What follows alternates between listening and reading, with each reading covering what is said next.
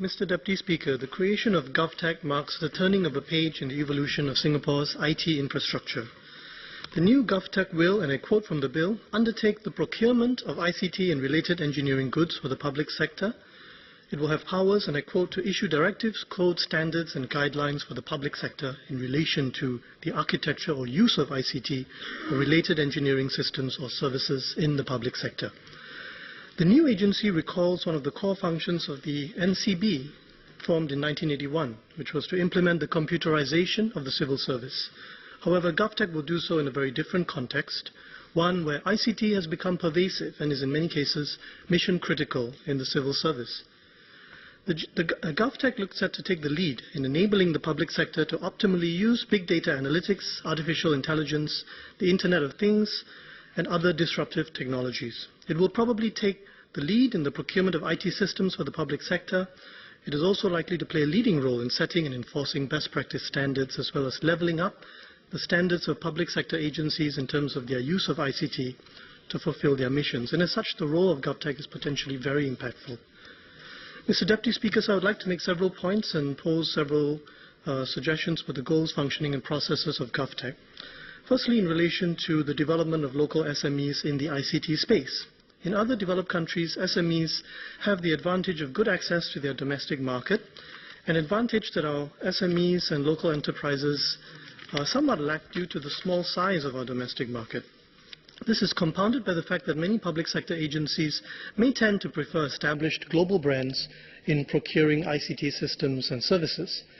I would like to suggest that GovTech find ways to work with local enterprises and SMEs to enable them to benefit from its work. These local champions should be our economy's strong third pillar of job creation and value creation, a pillar that will hopefully be more resilient and rooted to Singapore, whichever way global economic winds blow, as compared to MNCs. No doubt Singapore needs to observe its obligations under the Government Procurement Agreement, or GPA, which requires non-discrimination against foreign firms. However, there could be ways to work with local firms while remaining consistent with the GPA.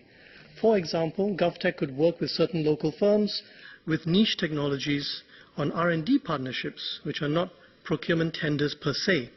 Such local firms could also receive targeted SME incentives from economic promotion agencies like Spring or A-Star. Another possibility is to issue certain procurement tenders that provide preferential consideration for SMEs, both local and foreign. This may, in certain contexts, be GPA compliant if the same preference is given to both local and foreign SMEs. But practically speaking, of course, there will not be as much foreign SME competition as there would be foreign MNC competition. Some global government agencies, I'm given to understand, do implement SME preferences in their tender evaluation criteria to some degree in this way. I hope the MCI and GovTech will consider such approaches. Secondly, on privacy protection for data. The new GovTech will have access to a great deal of personal and corporate data. As a best practice, will GovTech conduct and encourage other public sector agencies to conduct privacy impact assessments? I would urge GovTech to give serious thought to this, because not only would it result in greater privacy protection, such regular privacy impact assessments, or PIAs, would also help to strengthen public confidence in sharing information with government agencies. PIAs are conducted by first world government agencies such as the Pentagon and Department of Homeland Security in the US and the ICO in the UK, for example. Thirdly, the civil service, including all stat boards and agencies, is a vast organization.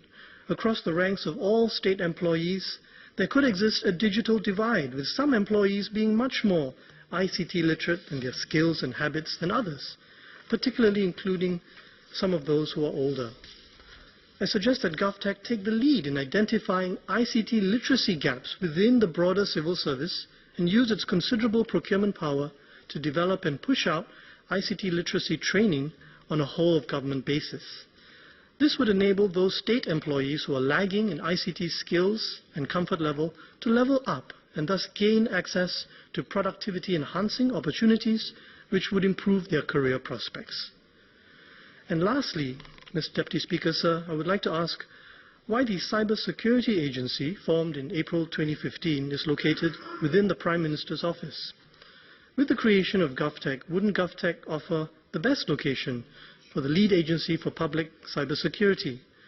Are there plans for the CSA to thus eventually be subsumed under GovTech? This would facilitate cybersecurity becoming better embedded in public sector ICT systems, processes, and cultures. If the answer to that question is that the CSA is tasked with national-level cybersecurity going beyond just the public sector, should it not then be located under MINDEF, which would allow better integration with other modalities of total defense? Thank you, Mr. Deputy Speaker, sir.